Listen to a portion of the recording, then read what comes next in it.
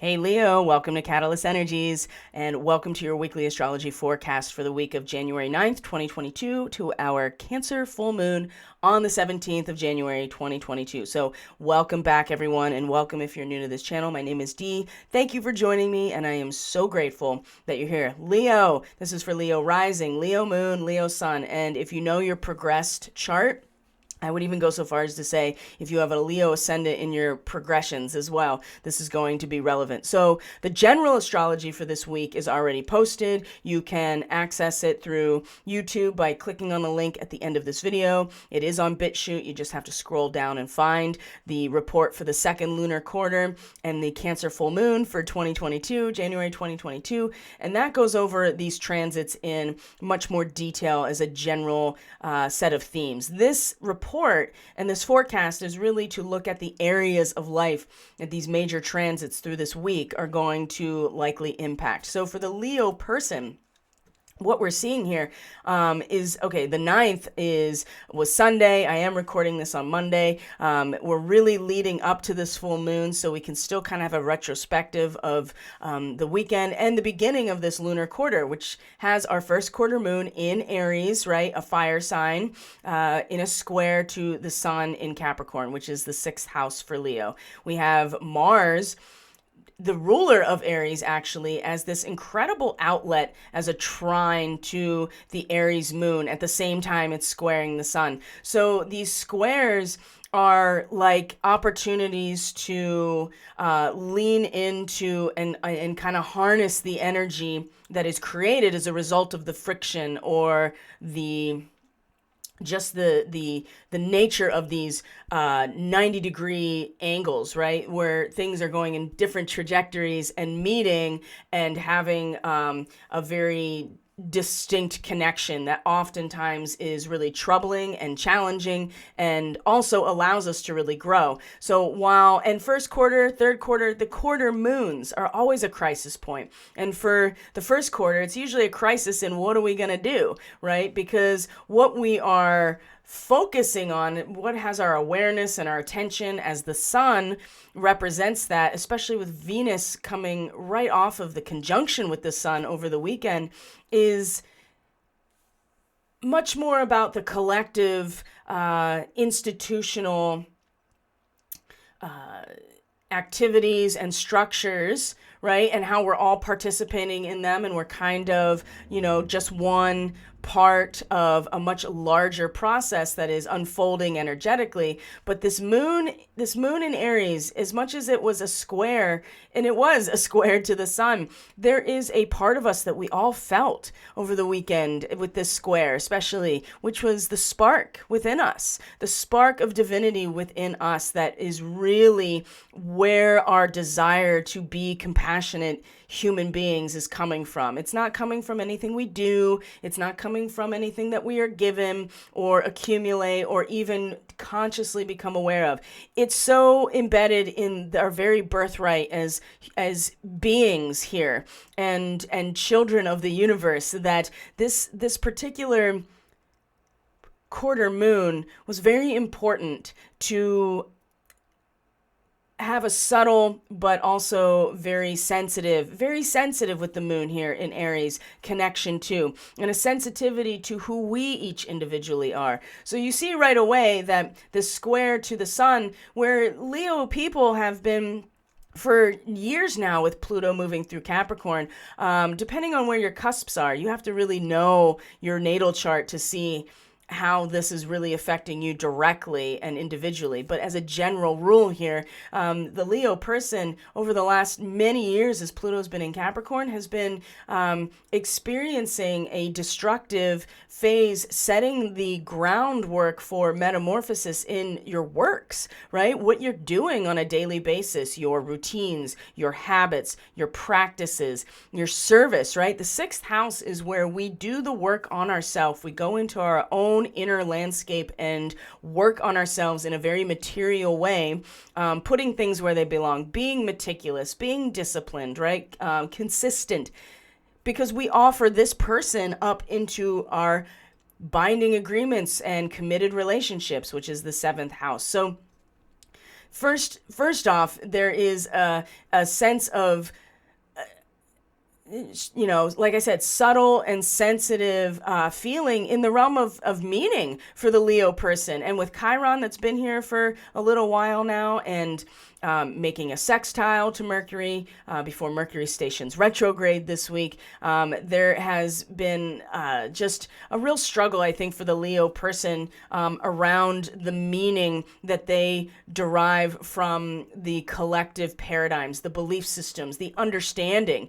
And there is I think that there is a consistent triggering of the Leo person for just being themselves in terms of the meaning that they derive from not just their own work, but from everything. And it's this moon here that I think was really instrumental in bringing us all back to that sensitivity in that moment of, yes, we're all paying attention to and acting and expressing ourselves through this collective political social order and this very dynamic but strong and structured approach.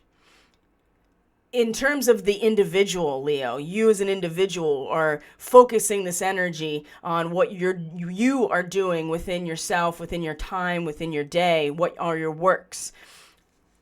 But this is a moment here where in conflict to that, to a certain degree, we feel into the meaning that really actually creates institutional frameworks and the understanding and the alchemical transmutation that is catalyzed by that meaning, right? It is the fire that is created from the friction that allows for the transmutation to happen. And so understanding, this is big picture stuff in the ninth house. This is foreign travel in the ninth house. These are broader cultural perspectives in the ninth house. And for the Leo person, when it comes down to it, it's really in just, you find meaning in just being who you are.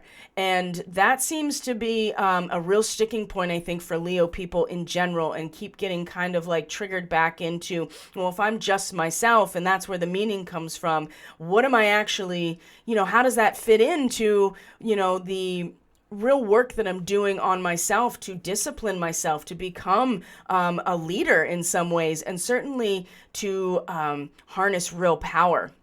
And I think that this square is very interesting that it brought this to the surface for all of us. But it's for Leo, it's a very interesting dynamic about what you are doing as an individual versus how you feel about the meaning of it all. Now, a great outlet for this this particular square, this first quarter square, that is about a crisis in action. What are we going to do? An incredible outlet that we've all had is the fact that Aries moon, at the same time, essentially, that it was in square to the sun, was in a trine to Mars that rules Aries. And this has been there's been a lot of this masculine, divine masculine, warrior energy that has been focused and moving outwards in the realm, strangely enough for Leo, in meaning, right? And the big picture, because that's what Sagittarius ultimately represents, is the big picture. And, the expansion of understanding and honesty, optimism, true inner vision in a lot of ways. And so Mars moving through your fifth house, which is, traditionally the Leo house, right? The house of expression, creative expression, authentic, sovereign nature, finding your voice, what is your passion? And with Mars, there is a lot of that spark right behind it. So where can you release this energy? Where was there the potential to release this energy while it was creating a lot of tension around maybe a focus on what you're doing on the daily? What is your daily routine? What if you're in a healing process or a process of instituting new habits, new routines, new disciplines, and what you're doing with yourself. A really good outlet, even if you can't come to resolution here about this square, was the opportunity to procure, to put the energy out. It's like the moon was the spark within us that then is the initiation to act out and move forward as Mars does, but in a way that's kind of like a loop, right? You're procuring everything that you've come to understand about your passion, about what gets you going, right? What is in influencing your creative expression and how you find your voice. The fifth house too is about romance. It is about play. It is about youthfulness, and really it's about the things that ignite your passion. And so we've learned a lot about this. And so, and the South Node is now coming out of Sagittarius. So there's also been incredible momentum from karmic mastery around this too. And so there may be, it's subtle. It's subtle with the moon. It's subtle with the moon in the ninth house. And remember, the ninth house is about collective meaning. So when you have the moon here and you have Chiron here, there's a tendency to pick up on not just your own meaning, but the collective paradigm that you are part of. And so one way to express and define an outlet for this very subtle but very powerful spark within you about why you and what drives you to be yourself and to be a compassionate person in the midst of a crisis. Believe me, there is crisis written all over the sun meeting Pluto in Capricorn like this. This is a cathartic moment. So, and in the sixth house, that is the house of crisis, because it's usually a crisis in some way that institutes or initiates our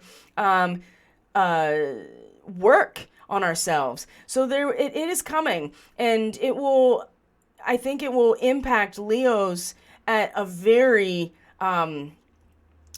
spiritual and transcendental level that is about surrendering to the flow, right, of the 12th house. But this is a great outlet, Leo, which is to procure everything that you have learned about what is your passion, what is your play, what is what allows you to be authentically yourself and act on that. So there's kind of like this circuitry that's happening as a result of this spark with this first quarter moon. At the same time, Mercury was in a sextile to Chiron. So you see that there are opportunities to really either find a base or a foundation, and certainly to activate and harmonize with this ninth house energy over here in this sixth to seventh house. This is an important transition in general, because it goes from surrendering to the self to then the offering to our relationships. And Mercury here, I mean, there's been so much mental and cognitive awareness with Mercury coming into Aquarius. And for the Leo person, it's been about who you are in these binding relationships, in these committed interpersonal relationships, and who you want to be. And I think that that is an important thing to keep in mind with this sextile, because Mercury will station retrograde and sextile Chiron again. And so when Mercury is more in that introverted, internalized review period, you will be able to activate or invest again even deeper consideration about who you know yourself to be in your relationships. And so sextiles are harmonious, but they require activation. They require us to invest our energies. And with Leo being having the seventh house as Aquarius, and we're coming into the age of Aquarius, right? This is important for Leos to understand. Of course, you have Saturn here, which has been kind of like a backbone in terms of who you are in your relationship. So one second, please.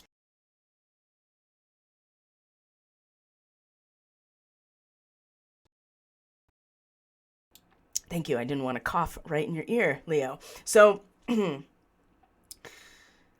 there are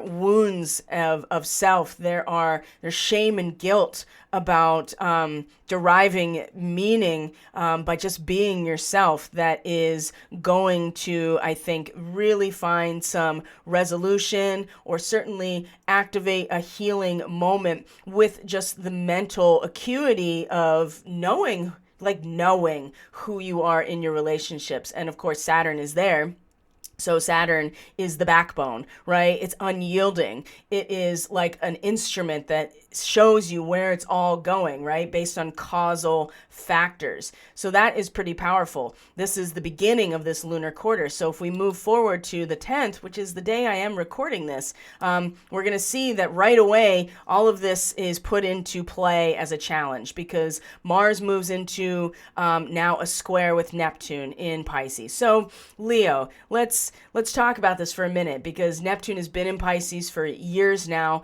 And as much as it is this beautiful humanitarian, transcendental experience in the realm of sharing, in the realm of communion and cooperation, right? It is bringing that larger, more broad, sacrificial almost perspective to the realm of the power dynamics in your relationships. But the problem with this ultimately, and has been, I think, for a long time for Leos, is that it also just totally takes away any initiative to stand in your own power in this realm of the 8th house, because the 8th house is the Scorpio house. It is the house of the shadow. It is the house of the dark night. And it's the house of what we create together. You give yourself over to the relationship because you realize that the relationship creates something more powerful and more lucrative than each party separately.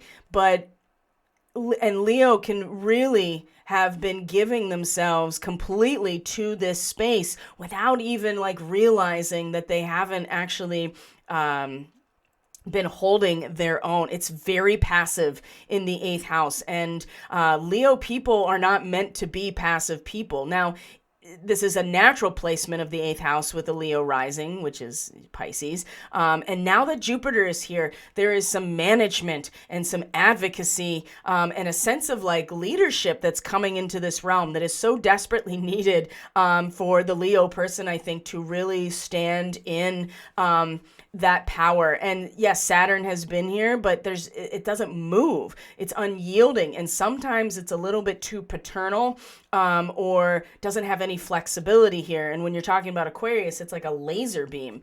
Now that Jupiter is in the 8th house like this and will be for it's not really going to, there's not going to be a retrograde like there was last spring where it kind of dipped in and then came back out. This is incredibly powerful. So what we're going to find here with Neptune, especially today, is that there is now kind of like this flip.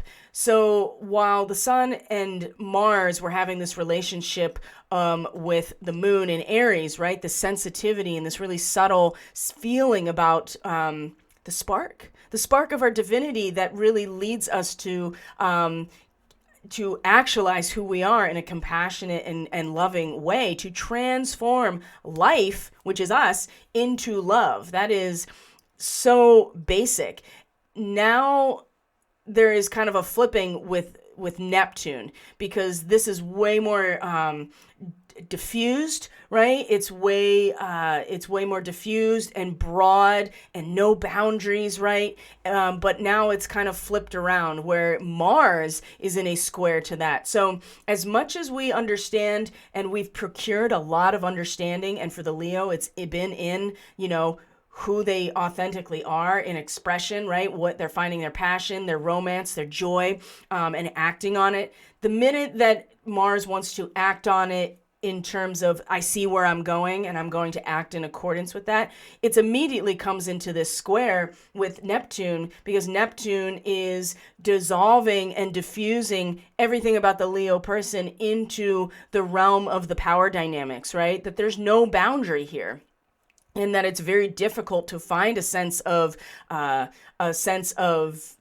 boundary, but also a sense of self within a very dark space, right? Because the power dynamics is, you have to go into the abyss to find them, and the subconscious to find them. And so we have to really trust, and we have been with Neptune in this position, really, really trust who and what we are surrendering to, so that we can really let ourselves go into this humanitarian and very empathic space in a very dark and tenuous position. Now that but even though Mars is like, I know what I'm going to act on, and I'm going to act in accordance to what I know is my true voice, and fake it till you make it, basically, it's no match really for Neptune. So there's a lot of mutability in this square. It's going to, again, challenge the action versus the total diffusion into what is,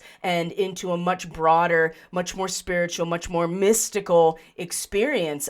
This is where I think that Leo people, if they are not in charge of themselves in this astral realm, or don't have good energetic hygiene, I mean, it's just getting siphoned, and all the energy is being taken away into something that really is not what, is really not the meaning that Leo people want to be, finding themselves within, right? And so with Jupiter here, this is like this is really kind of a savior position, and not so much something is coming in to save you, but Jupiter advocates and represents and is a benefactor, and so it's coming into this realm and being like, okay, now it's time to step into some sort, it's expansion, but there's also, like I said, advocacy and representation and leadership, real leadership here.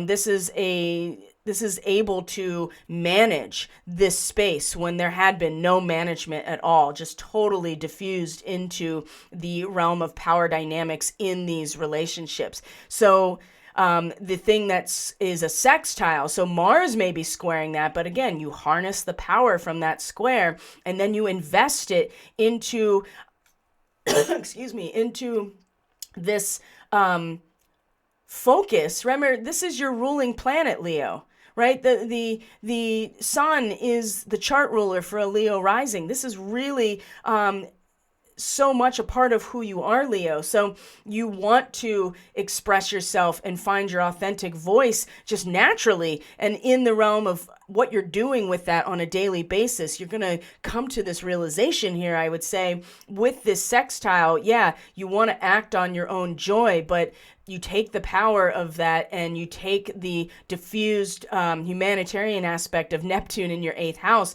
and you really invest that into an expression and an awareness of who it is that you want to be involved with, number one, and what aspects of your own daily life and your works and your habits do you want to be in dynamic interchange with, that is actually going to create a situation that you want to give yourself over to, that you want to surrender to, right? And this is going to become so clear with this full moon, because it'll be in the 12th house, right? This is the Pisces house. This is the house where you release and surrender to what is, and you surrender to the end of the cycle.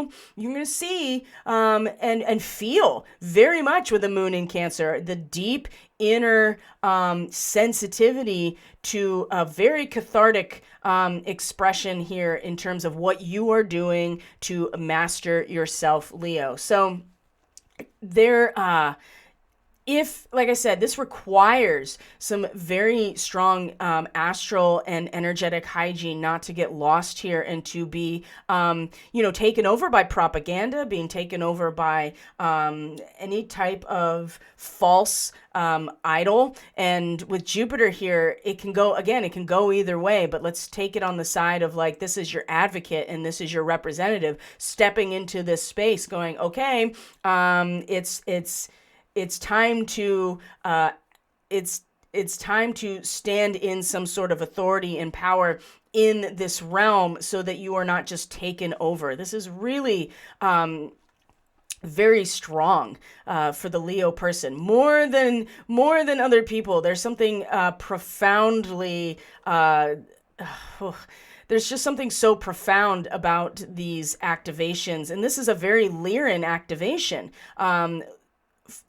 Neptune in Pisces and the Sun in Capricorn in this sextile are both Lyran starseed markings. So if you know you have those, you can also harness that and call on that to give you the sense of power and the sense of ambition and what it takes. That's the other thing about Leo, right? You know what it takes to master yourself, because you are in fact represented by the center of our solar system, which provides all life, which provides everything that we need, right? Is the sun, right? But in your relationships, you realize that you are not the center necessarily, that it is your ability to be in relationship that creates a much larger context and universe to be in. Interesting. So when we move towards the end of the week, which is where we want to really look at here, is this culminating factor of the full moon.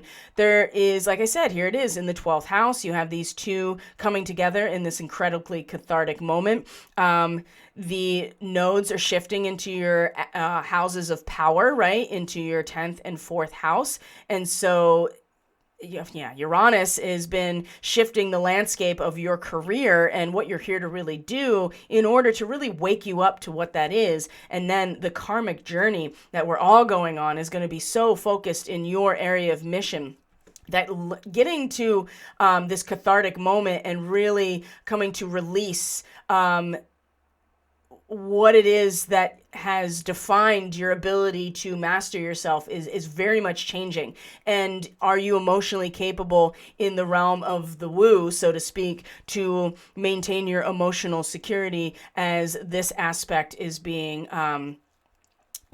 brought up in a very powerful, raw way. And there can be some ego battles, especially for a Leo person, right? The sun meeting Pluto can really be some ego battles. So keep that in mind as well, that you may struggle with what Pluto's representing versus your own chart ruler being like, I am at the center of this and it's all about me. And this is not about ego. It's just the nature of Leo and the sun. This is the combustion of the confidence and the ego of the individual in their fullest, most authentic expression. So you also want to keep that in mind and really, really feel into, there's going to be some dreams that are going to show you most likely where your real emotional security actually lies. And you're going to want to know that, and you're going to want to be very clear with yourself and feel very deeply into that as you surrender to yourself and surrender to a crisis that is